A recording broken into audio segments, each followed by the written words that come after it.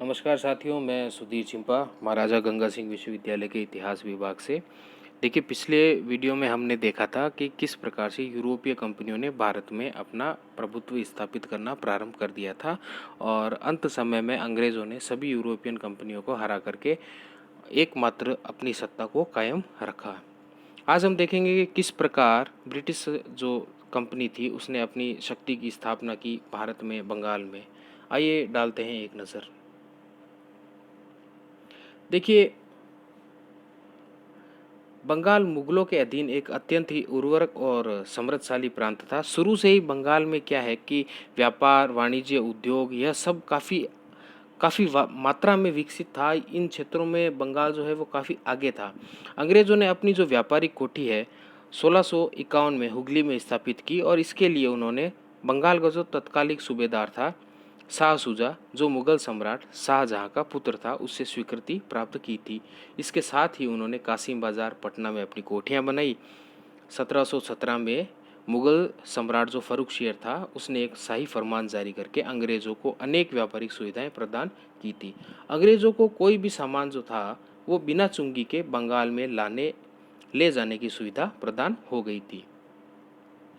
देखिए, इसके लिए उनके पास दस्तक था, यानी एक पास जारी कर दिया गया था जिसके द्वारा उन्हें यह सुविधाएं दी गई थी। इसका कंपनी के जो कर्मचारी थे उन्होंने दुरुपयोग करना प्रारंभ कर दिया था। कंपनी के साथ जो वहाँ के जो लोग थे उन्होंने कंपनी के साथ साथ अपना जो निजी व्यापार था वह भी बिना टैक्स दिए करना प्रारंभ कर दिया था।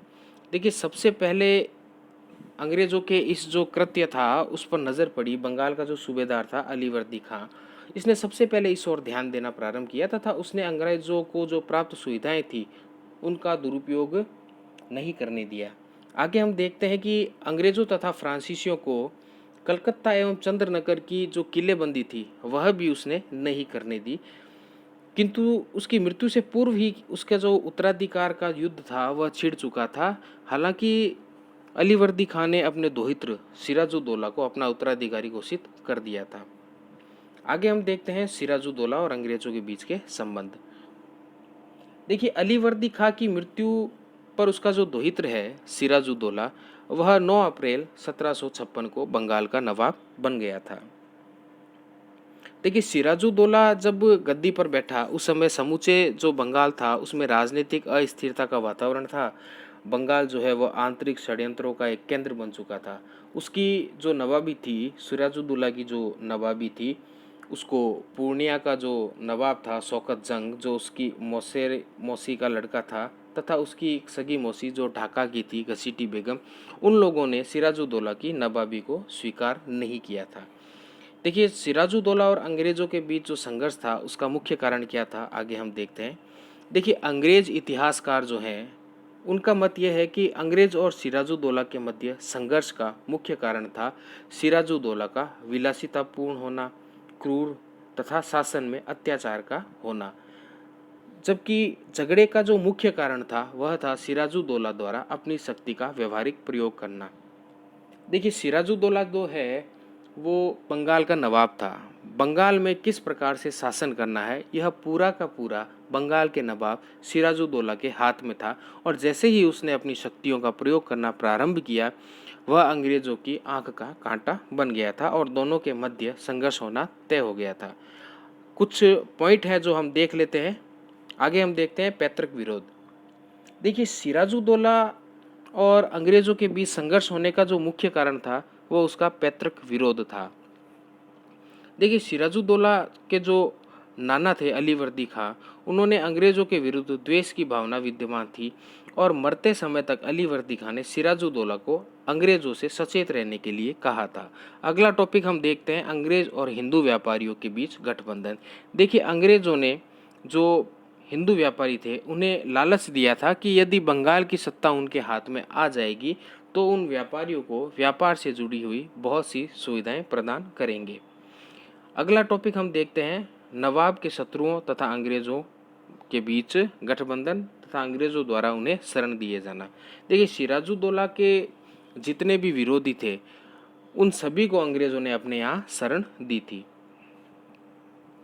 अगला जो टॉपिक है वो है व्यापारिक सुविधाओं का दुरुपयोग। देखिए, मुगल सम्राट जो था उसने अंग्रेजों को जो व्यापारिक सुविधाएं प्रदान की थी वे उसका दुरुपयोग कर रहे थे। वे भारतीय व्यापारियों को अपने दस्तक यानी जो उसका पास था वह देकर बिना चूंगी व्यापार के लिए प्रोत्साहित कर रहे थे। परिणाम स्वरूप राज्य की जो आय थी वह बहुत ही ज़्यादा क्षीण हो गई थी। तो सिराजुद्दौला ने अंग्रेजों से इस कार्य का विरोध किया और दोनों के बीच संघर्ष होना तय हो गया था। अगला जो पॉइंट है वह है नवाब के प्रति अंग्रेजों का दुर्व्यवहार, और उसके बाद हम देखते हैं अंग्रेजों द्वारा किलेबंदी किया जाना। देखिए, फ्रांसीसियों के आक्रमण के भय से अंग्रेजों ने कलकत्ता के जो किला था उसकी मरम्मत करनी और उसके चारों तरफ खाई खोदनी प्रारंभ कर दी थी। नवाब सिराजुद्दौला ने किले की मरम्मत को तुरंत बंद करने तथा खाई को वापस समतल करने के आदेश जारी किए, जिसे अंग्रेजों ने नहीं माना था।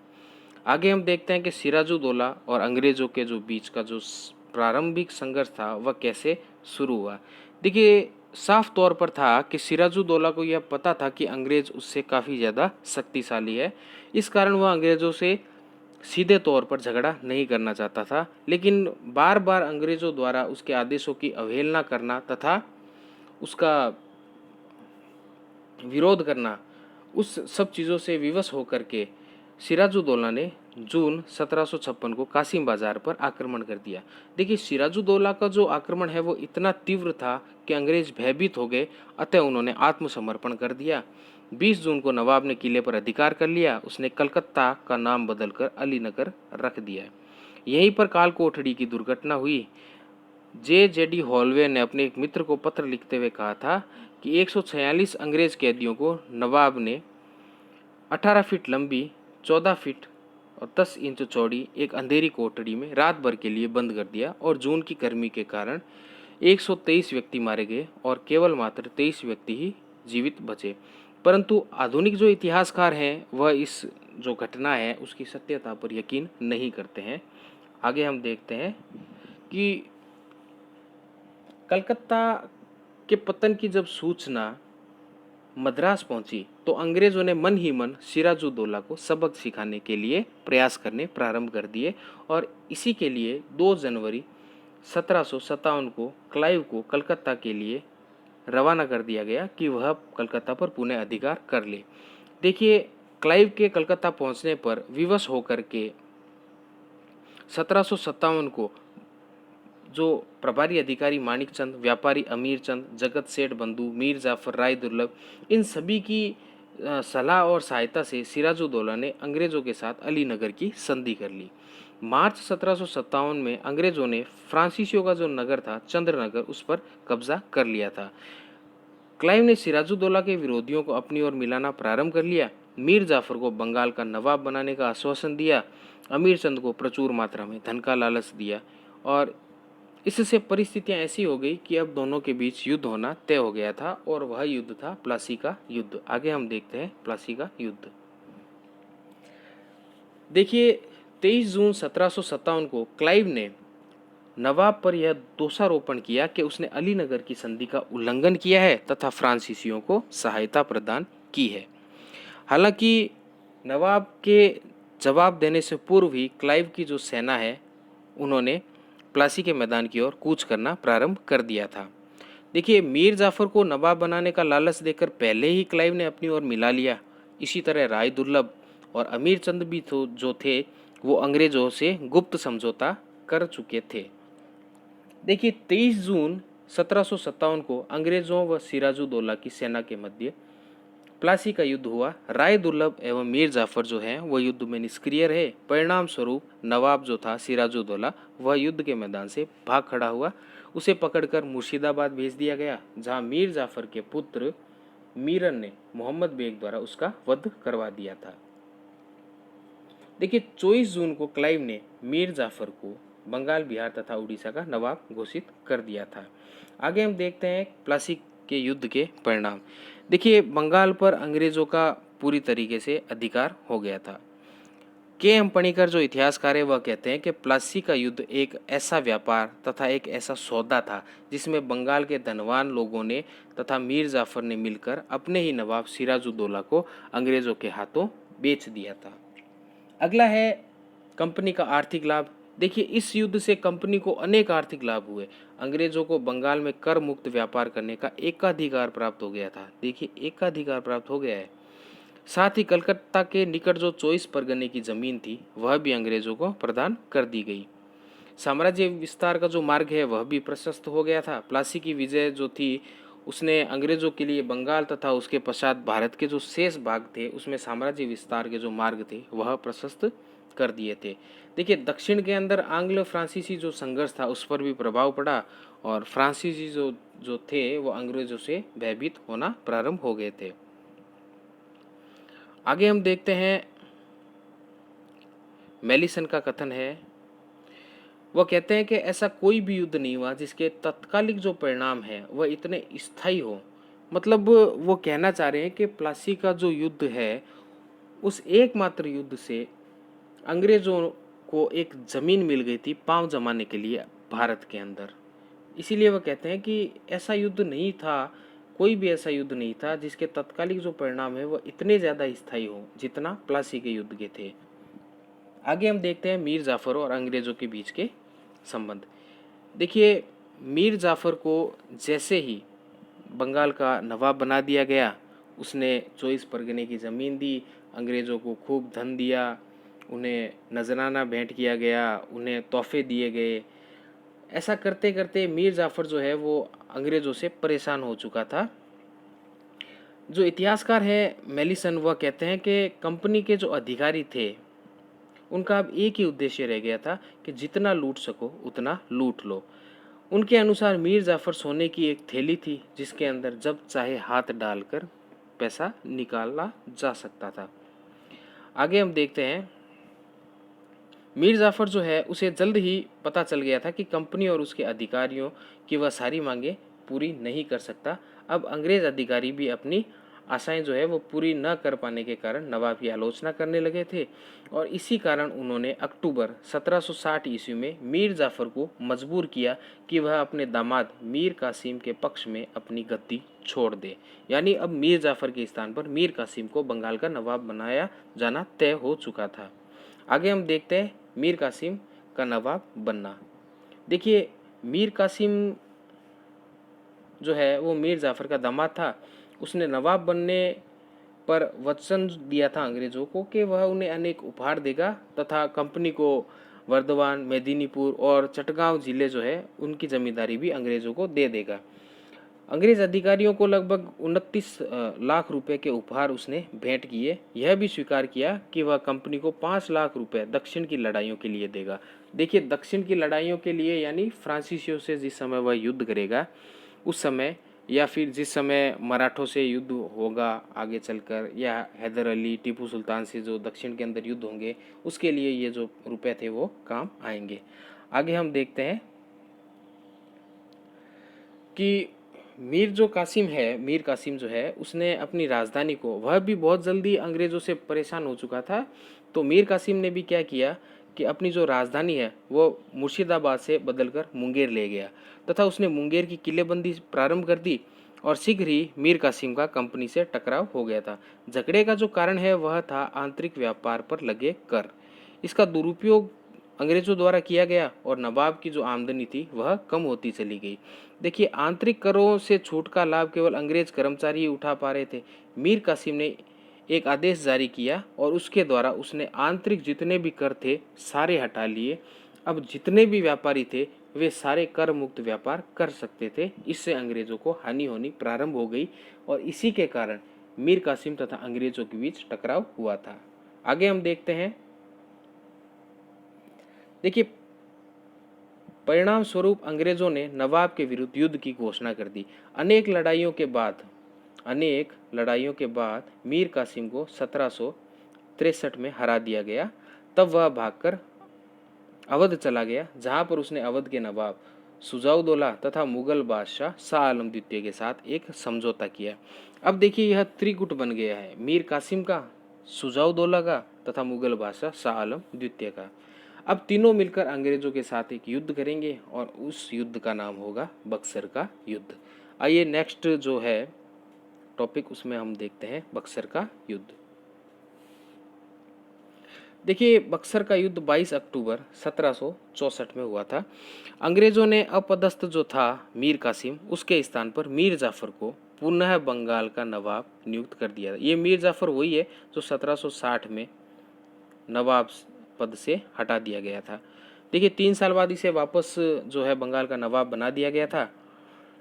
और अंग्रेजों का जो ये रवैया था, उससे असंतुष्ट होकर मीर कासिम ने मुगल जो सम्राट था शाह आलम द्वितीय तथा जो नवाब था सुजाउदौला, उसके साथ मिलकर अंग्रेजों के विरुद्ध एक शक्तिशाली संघ का निर्माण किया।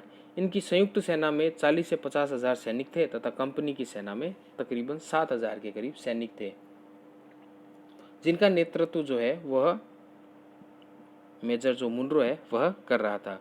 देखिए, इतिहास प्रसिद्ध यह जो लड़ाई है यह बक्सर नामक स्थान पर हुई थी तथा 22 अक्टूबर 1764 को हुई। इस युद्ध में अंग्रेज विजयी हुए तथा पराजित जो मीर कासिम है वह भाग गया।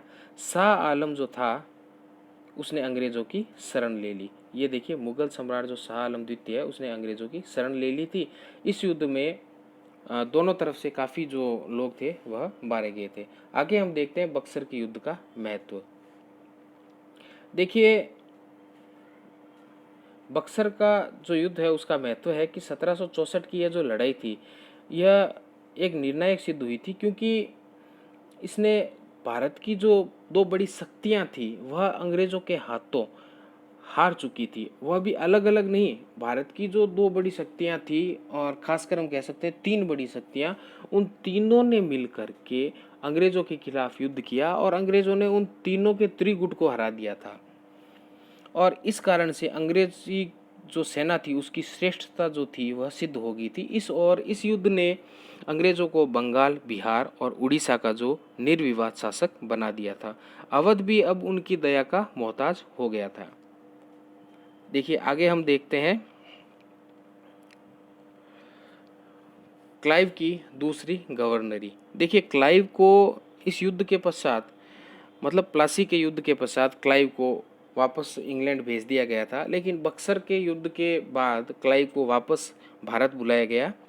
जो इसकी गवर्नरी थी नेक्स्ट जो थी वह थी 1700,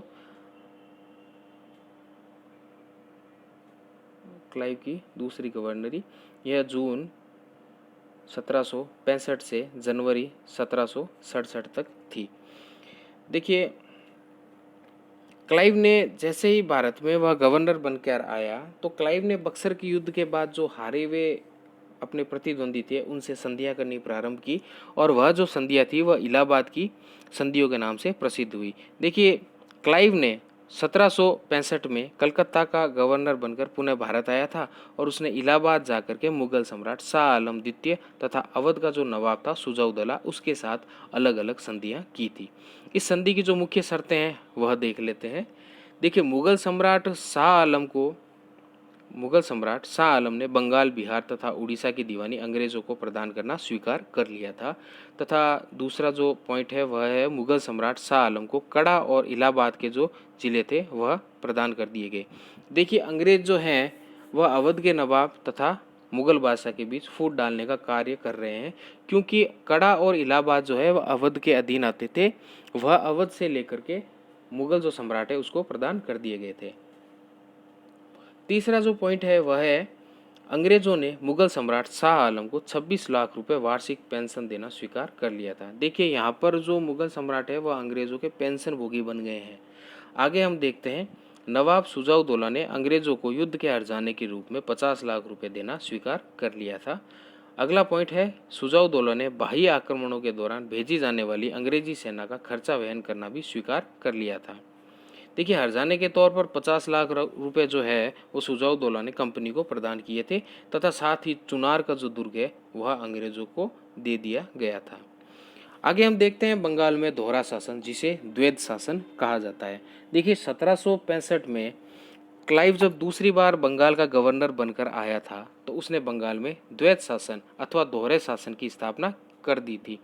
इस प्रकार की व्यवस्था के अंतर्गत क्या होता है कि कंपनी ने राजस्व संबंधी जितने भी कार्य थे वे अपने हाथ में ले लिए तथा प्रशासनिक संबंधी जितने भी कार्य थे वे सारे नवाब को दे दिए। देखिए, पैसे से संबंधित जितने भी कार्य हैं वह सारे कार्य अंग्रेजों ने अपने पास रखे। तथा प्रशासनिक जो कार्य है जिसमें पैसों से संबंधित कोई भी अर्थ नहीं लगता, वह सारे कार्य नवाब को सौंप दिए गए थे। देखिए आगे हम देखते हैं कि द्वैत शासन प्रणाली के नाम से इसे जाना जाता है तथा बंगाल में यह प्रणाली 1765 से लेकर के 1772 तक लागू रही। अतः 1772 में वारेन हेस्टिंग जब गवर्नर जनरल बनकर आया तब उसने द्वैत शासन प्रणाली का अंत कर दिया था। आगे हम देखते हैं क्लाइव क्लाइव का जो मूल्यांकन है वह देखते हैं। देखिए रॉबर्ट क्लाइव जो है वह कंपनी में एक सामान्य लिपिक के रूप में भर्ती हुआ था और धीरे धीरे अपनी योग्यता के आधार पर वह गवर्नर का जो पद है वहाँ पर पहुँच गया था। देखिए लॉर्ड कर्जन ने लिखा है कि क्लाइव जो है वह अंग्रेज जाति में महान आत्मा का व्यक्ति था। वह उन व्यक्तियों में से था जो मानव के भाग्य निर्माण के लिए इस विश्व में अवतरित होते हैं। आगे हम देखते हैं कि अपनी योग्यता से वह अर्काट के घेरे एवं चांदा साहब की विजय के दौरान दिखा चुका था। मीर जाफर के साथ षड्यंत्र रचकर बंगाल के नवाब सिराजुद्दौला को प्लासी के युद्ध में परास्त भी कर दिया था। हालांकि वह लालची था, अमानवीय एवं स्वार्थपरक कर्मचारी था। उसकी कई कई तरीके ऐसे थे जिसकी आलोचना भी काफ़ी मात्रा में हुई थी। देखिए पणिकर जो हैं वह कहते हैं कि 1765 से लेकर 1772 ईस्वी तक का कंपनी द्वारा स्थापित जो शासन था उसे बंगाल का डाकू राज्य कहा जा सकता है। पणिकर का जो कथन है वह है 1765 से 1772 ईस्वी तक कंपनी द्वारा स्थापित बंगाल का राज्य एक डाकू राज्य था। देखिए आज हमने देखा है कि किस प्रकार से जो अंग्रेज हैं उन्होंने बंगाल में अपनी स्थापना प्रारंभ कर दी और किस प्रकार से उन्होंने प्लासी तथा बक्सर के युद्ध में तत्कालिक जो भारत की महान शक्तियाँ थी उन्हें हराकर भारत की ज़मीन पर अपने पांव जो है वो अंदर तक गड़ा दिए थे और अपना जो औपनिवेशिक साम्राज्य था उसे धीरे धीरे वह लगातार बढ़ाते चले गए। इस वीडियो से संबंधित जो PDF नोट्स होंगे वह आपके व्हाट्सएप ग्रुप पर उपलब्ध करवा दिए जाएंगे तथा इससे संबंधित आपका जो भी प्रश्न हो वह आप मुझसे पूछ सकते हैं। धन्यवाद।